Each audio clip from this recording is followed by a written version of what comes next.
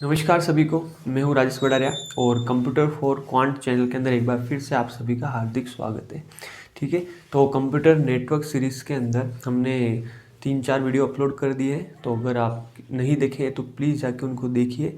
और जो new viewers हैं उनको मैं बताना चाहता हूँ कि इसके अंदर राजस्थान कंप्यूटर टीचर जो एग्ज़ाम होने वाला है और उसके साथ ही लो लेवल जो एग्ज़ाम जैसे पटवारी, लाइब्रेरियन, जिनके अंदर कंप्यूटर सब्जेक्ट किसी न किसी रूप में आती है, उनकी तैयारी इस चैनल के अंदर कराई जाती है। ओके, कंप्यूटर सब्जेक्ट से रिलेटेड ही। तो प्लीज़ इसे लाइक करें, शेयर करें और सब्सक्राइब करें और आपके फ्रेंड्स के साथ ज़रूर शेयर करें। चलिए, आज का जो हमारा टॉपिक है उसके अंदर हम इम्पोर्टेंट जो टर्म्स है कंप्यूटर नेटवर्क के अंदर जिससे क्वेश्चंस आते हैं एग्ज़ाम के अंदर, तो उनको हम डिस्कस कर लेते हैं। बाकी बहुत सारी चीज़ें जो इम्पोर्टेंट है लो कंपटीशन के हिसाब से वो हमने डिस्कस कर ली है। ठीक है, तो देखिए इम्पोर्टेंट टर्मिनोलॉजी के अंदर फर्स्ट जो है हमारा पॉइंट है इंटरनेट सर्विस प्रोवाइडर। तो देखिए इंटरनेट सर्विस प्रोवाइडर के नाम से ही पता चल रहा है आखिर ये क्या चीज़ है। इंटरनेट जो हमें इंटरनेट की सर्विस प्रोवाइड करता है। चलिए, सॉरी थोड़ा डिस्टर्बेंस आ रहा था इसलिए मैंने इसको पॉज किया। देखिए फर्स्ट जो हमारा है internet service provider. Internet service provider नाम से ही पता चल रहा है वो सर्विस प्रोवाइडर जो हमें इंटरनेट की फैसिलिटी अवेलेबल कराता है। जैसे एग्जांपल से आप समझिए, आपके घर में टीवी है और अगर आपको चाहिए कि उसके अंदर चैनल चलाना, तो आप क्या करेंगे, या तो केबल के थ्रू, केबल ऑपरेटर है जो आपके नियर बाय या लोकल एरिया के अंदर है, उसको आप बोलेंगे कि हमारे घर के अंदर टीवी केबल कनेक्शन कर लें। ठीक है, या दूसरा क्या है जो आजकल बेस्ट ऑप्शन है, डायरेक्ट टू होम सर्विसेज। जो अलग अलग providers direct to home service जो प्रोवाइड करते हैं कंपनीज, वो प्रोवाइड कर रही है। जैसे हो गया एयरटेल, जियो और डिश टीवी। इस तरह की जो कंपनीज हैं वो आपको direct to home service available करा रही है अगर आपको घर में टीवी चैनल चलाना है। तो उसी प्रकार अगर आपको इंटरनेट चलाना है तो इंटरनेट सर्विस प्रोवाइडर्स कंपनीज है, वो क्या करती है, आपको इंटरनेट घर तक अवेलेबल कराती है, कनेक्शन कराती है। ओके, तो देखिए विच प्रोवाइड्स इंटरनेट सर्विस, जो आपको इंटरनेट सर्विस प्रोवाइड कराती है। और इनके एग्जाम्पल्स आपको ध्यान रखने हैं, VSNL, MTNL, BSNL, जियो, एयरटेल एट्सेट्रा। जो भी आपको इंटरनेट सर्विस प्रोवाइड करते हैं हर एरियाज़ के अंदर अलग अलग। जैसे साउथ के अंदर जाओगे आप तो अलग मिलेगी थोड़ी, वेस्ट के अंदर जाओगे थोड़ी बहुत आपको अलग मिलेगी, बाकी लगभग यही कंपनीज रहती है। ओके, नेक्स्ट जो हमारा टॉपिक है वर्ल्ड वाइड वेब। देखिए WWW, ये जब भी आप वेबसाइट चालू करेंगे तो आपको www टाइप करना पड़ेगा।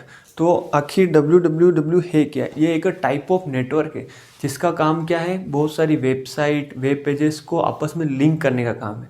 www, okay, world wide web is a type of network through which all website, web page linked with internet, internet के साथ कनेक्टेड रहते हैं।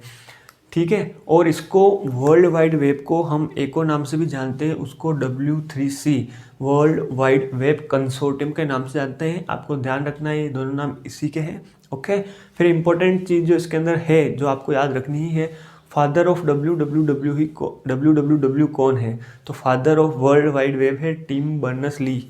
ये आपको जब मैंने फंडामेंटल की सीरीज़ कराई थी, फंडामेंटल के अंदर जब वीडियो अपलोड किए थे उसके अंदर भी बहुत सारे फादर हमने डिस्कस किए, जैसे father of computer, father of CPU, father of internet, father of WWW। तो बहुत सारी चीज़ें हमने डिस्कस की। अगर आपने नहीं देखी है तो उस सीरीज़ का लिंक इस चैनल के डिस्क्रिप्शन बॉक्स में दे रखा है, तो प्लीज़ जाके आप देख लीजिए। ओके, नेक्स्ट है WWW also called subnet of internet. Important है, राजस्थान कंपटीशन लेवल की अगर आप तैयारी कर रहे हैं तो आपको छोटे छोटी जो पॉइंट्स आपको ध्यान रखने करेंगे, क्योंकि ये सारे पॉइंट्स आपको डायरेक्ट एग्जाम के अंदर मिल जाएंगे। तो WWW को सबनेट भी कहा जाता है इंटरनेट का। ओके, ध्यान रखना है आपको ये बात। चलिए नेक्स्ट जो हमारा है वेब पेजेस। तो देखिए वेब पेजेस से आप क्या समझते हैं? Web page is a type of page. जो पेज की अगर हम बात करें तो पेज का नाम सुनते हैं हमें क्या याद आती है? किताब, कॉपी, हमारी टेक्स्ट बुक्स है, उनके पेजेस याद आते हैं। उसी प्रकार ये भी पेजेस है, पर ये पेजेस क्योंकि वेबसाइट के ऊपर होते हैं, वेब के ऊपर होते हैं, इंटरनेट के ऊपर होते हैं, इसलिए इनको वेब पेजेस कहा जाता है। ओके, ये is a type of page ही है जो आप बुक्स के अंदर होते हैं। उसी प्रकार से ये पेजेस है जिसके अंदर इंफॉर्मेशन कंटेंट रहती है। Pages of website which content information. और जो फर्स्ट पेज जैसे आप टाइप करोगे, जैसे आपने लिखा www.google.com, डिस्टर्बेंस, जैसे ही ब्राउज़र के अंदर आप कोई वेबसाइट का नाम लिखते हो, आपकी जैसे यूनिवर्सिटी की वेबसाइट टाइप करते हो, उसका एड्रेस टाइप करते हो, उसका पाथ टाइप करते हो, तो सबसे पहला पेज जो खुल के आता है वो कौन सा है? Home page. ओके, उस पेज का नाम है होम पेज, ये ध्यान रखना है। इस तरह क्वेश्चन भी आता है। फिर वेबसाइट जो बनी होती है वो HTML के अंदर बनी होती है, hyper text markup language. Okay, जैसे अभी website PHP, ASP.NET other languages के अंदर बन रही है, पर जब उसको ब्राउज़र फेच करता है तो वो सारी वेबसाइट कन्वर्ट होके HTML फॉर्मेट के अंदर ही वो ब्राउज़र के पास आती है। ओके, तो देखिए, तो दो तरह की वेबसाइट वेब पेजेस होते हैं। वेब पेजेस भी दो तरह के हो सकते हैं, स्टैटिक और डायनामिक वेब पेजेस। कैसे? नाम से ही पता चल रहा है, बहुत सारी चीज़ें ऐसी है इंटरनेट के अंदर, आपको कंप्यूटर नेटवर्क के अंदर नाम जैसा नाम वैसा काम। ठीक है, थोड़ा सा आपको लॉजिक का यूज़ करना है। स्टैटिक का अर्थ ये है कि उसका कंटेंट है, इन्फॉर्मेशन है जो उस पेज के अंदर वो चेंज नहीं होगी, वो स्टैटिक रहेगी। बहुत सारी चीज़ें होती है जैसे हिस्ट्री, उसको चेंज करने की ज़रूरत नहीं है। तो बहुत सारे वेब पेजेस के अंदर हिस्ट्री इंडिया की है, राजस्थान की, वो एज इट इज़ टाइप कर देते हैं, छाप देते हैं और उसको वेब पेजेस पे लगा देते हैं। फिर डायनामिक वेब पेजेस क्या होते हैं? जहाँ पे कंटेंट फैक्ट्स को चेंज करने की ज़रूरत पड़ी है। जैसे इकोनॉमिक्स की आप बात करें, वहाँ पे हर समय आपको फैक्ट्स चेंज करते रहने पड़े, आंकड़े चेंज करते रहने पड़ेंगे। ओके, सेंसेक्स है तो इनके आंकड़े हमेशा चेंज होते रहते हैं, तो वहाँ पे हम डायनामिक वेब पेजेस का यूज़ करते हैं। Okay, sorry for disturbance. तो देखिए, स्टैटिक जो वेब पेजेस होते हैं उनका जो कंटेंट है उनके वेब पेजेस के ऊपर ही लिखा होता है, जबकि डायनामिक जो वेब पेजेस है उनका कंटेंट कहीं ना कहीं बैकएंड से फेच होके आता है। बैकएंड मतलब कहीं डेटाबेस स्टोर है या सर्वर है, वहाँ से उनका डेटाबेस जो डेटा है वो फेच होके आता है। क्योंकि जब भी उसको उन डेटाज को हम डेटाबेस के अंदर चेंज करेंगे तो वो डेटा यहाँ पे डायनेमिकली उस वेब पेज के ऊपर भी रीडायरेक्ट हो जाएगा और चेंज हो जाएगा। ओके, अब देखिए नेविगेशन। तो देखिए, वेब पेजेस को एक पेज से दूसरे पेज पे जाने को नेविगेशन कहते हैं। सबसे अच्छा एग्जांपल जैसे ये जैसे मेरी टेक्स्ट बुक है। ओके, तो ये टेक्स्ट बुक के अंदर नंबर ऑफ पेजेस है, बहुत सारे पेजेस हैं। तो ये सारे पेजेस अगर इंटरनेट के ऊपर आप मानोगे तो ये सारे क्या है? Web pages. ओके, और इन सभी वेब पेजेस के कलेक्शन को मैं बोलता हूँ वेबसाइट, जो अभी अभी हम टॉपिक पढ़ेंगे वेबसाइट। ओके, अब अगर मुझे एक पेज से दूसरे पेज के ऊपर जाना है तो इस पेज मूवमेंट को, इस पेज से मैं इस पेज के ऊपर गया, उसको नेविगेशन बोलते हैं। ओके, और नेविगेशन हम ऐसे भी कर सकते हैं हाइपरलिंक के थ्रू। ठीक है, अगर किसी टेक्स्ट पे क्लिक किया, इमेज पे क्लिक किया, या नेक्स्ट जो हाइपरलिंक लगा रहता है उस पर हम क्लिक करेंगे तो हम क्या करेंगे? नेक्स्ट जो पेज है उस वेबसाइट का, उसके ऊपर हम रीडायरेक्ट हो जाएंगे। ओके, तो वेब पेजेस वेबसाइट का concept same as a book है, और वो क्योंकि इंटरनेट पे अवेलेबल है इसलिए हम उसको वेब की फॉर्म में ज़्यादा देखते हैं या इसका ज़्यादा यूज़ करते हैं। ओके, तो देखिए वेबसाइट्स मैंने जैसे आपको बताया था, कलेक्शन ऑफ पेजेस है। सभी पेजेस को आपस में इंटरकनेक्ट रखने का काम किसका है? वेबसाइट का। ओके, और उन सारे पेजेस का एक ही एड्रेस होता है जो पाथ हम उसके अंदर डालते हैं URL के अंदर। ओके, तो website collection of web pages are interconnected. Example है यूट्यूब, फेसबुक। आजकल अब इंटरनेट के जो भी आप डालोगे, जो भी वेबसाइट का पाथ डालोगे, वो सारी वेबसाइट्स है। ओके, सर्च करने के लिए। फिर देखिए वेब ब्राउज़र्स इम्पोर्टेंट है।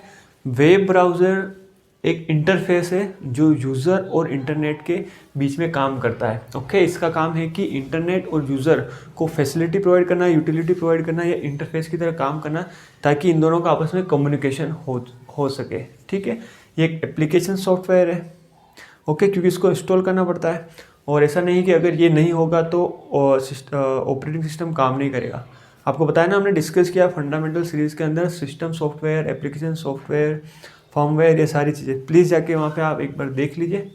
ओके, फिर देखिए use to access, internet access करने के लिए काम आता है वेब ब्राउज़र। हाँ, इंपॉर्टेंट चीज़ ये है कि वर्ल्ड का सबसे पहला वेब ब्राउज़र कौन सा था? या आप बोल सकते हैं टेक्स्ट ब्राउज़र। ये वेरी इंपॉर्टेंट है, इसके क्वेश्चंस आते हैं।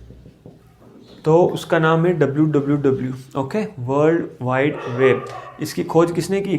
अभी हमने पढ़ा है, टिम बर्नर्स-ली ने। ध्यान रखना है 1990 के अंदर। फिर इसके बाद जो ब्राउज़र आता है वो है GUI, एरविस जो ब्राउज़र है, इसका भी नाम आपको ध्यान रखना है। First graphical user interface browser कौन सा है? ये टेक्स्ट बेस्ड ब्राउज़र है, ये ग्राफिकल यूज़र इंटरफेस ब्राउज़र है। ओके, और ये कुछ ब्राउज़र्स के एग्जांपल्स दे रखे हैं, आप नोट डाउन कर सकते हैं। Internet explorer, navigator, Google Chrome, Mozilla Firefox, safari, opera और माइक्रोसॉफ्ट एज। ओके, तो देखिए ऑपरेटिंग सिस्टम का काम क्या है? इंटरफेस का काम करना। ओके, यूज़र और हार्डवेयर के बीच, ठीक है, यूज़र और सॉफ्टवेयर के बीच इंटरफेस का काम कौन करता है? Operating system. उसी प्रकार ब्राउज़र का काम है, वो इंटरफेस का काम करेगा यूज़र और इंटरनेट के बीच में, ठीक है। फिर ये कुछ टर्म्स है आपको पता ही है, पर एग्जाम के अंदर आ जाती है, तो आपको ध्यान रखना है। डाउनलोड का अर्थ क्या होता है? सर्वर से कोई फाइल डाउनलोड करना। ओके, सर्वर से मैंने कोई फाइल डाउनलोड की, वो क्लाइंट यानी मेरे कंप्यूटर पे आ गई, वो कहलाता है डाउनलोड। और अपलोड का अर्थ है क्लाइंट से कोई फाइल अगर मैंने भेजी है सर्वर के पास, वो कहलाता है अपलोड, ठीक है। बुकमार्क का क्या अर्थ है? जब ब्राउजर्स के अंदर कोई वेबसाइट हमें बार बार विजिट करनी पड़ती है, या हमें कोई वेबसाइट फ्रीक्वेंटली ज़रूरत पड़ती है, तो हम क्या करते हैं? उसको बुकमार्क कर देते हैं, मतलब उसका एड्रेस स्टोर कर देते हैं ब्राउज़र के अंदर। तो वहाँ पे एक बुकमार्क का ऑप्शन आता है, इसका मतलब इस वेबसाइट का एड्रेस जो स्टोर हो गया है, अगली बार आपको सिर्फ इस बुकमार्क के ऊपर क्लिक करना है और वो वेबसाइट खुल जाएगी। ओके, तो चलिए नेक्स्ट चलते हैं हम। नेक्स्ट है हमारा यूनिफॉर्म रिसोर्स लोकेटर। ओके, इसकी शॉर्ट फॉर्म है URL, ठीक है।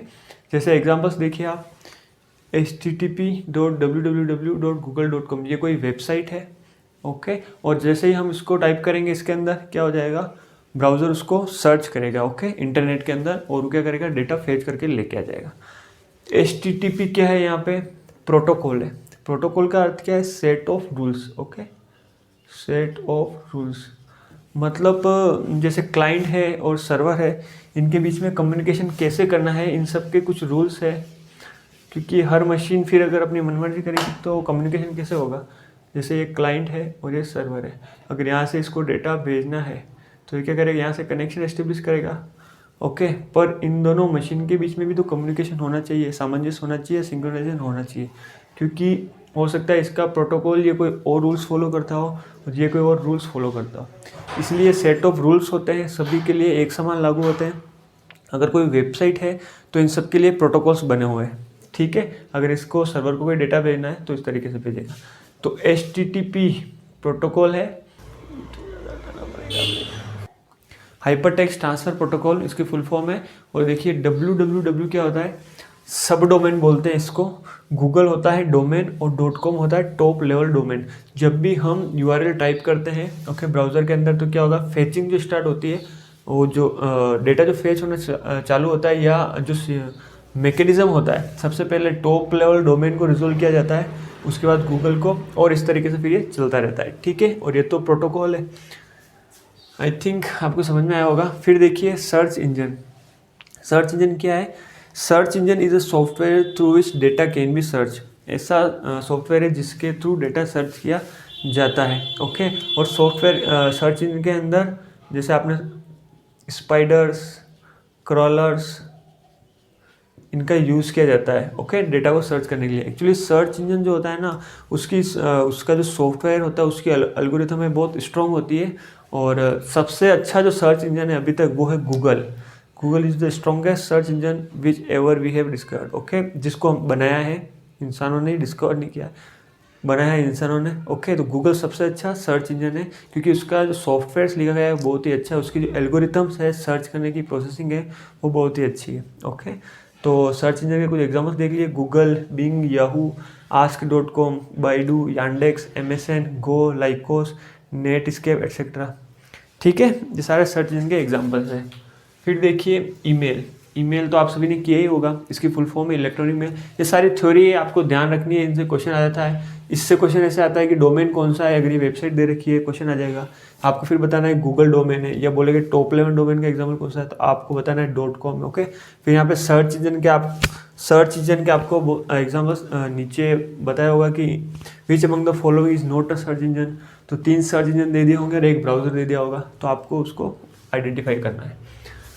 ईमेल का क्या काम है? एक मशीन से दूसरी मशीन पे ईमेल सेंड करना, ओके। पहले काम कौन, जैसे अगर ऑफलाइन अगर हम बात करें तो काम कौन करता है? एक पोस्टमैन क्या करेगा? एक डाक लेता है और एक घर से दूसरे घर दे के आता है। वहीं अगर हम वर्चुअल भेजना चाहते हैं तो वो क्या, किससे भेजते हैं हम? ईमेल के थ्रू।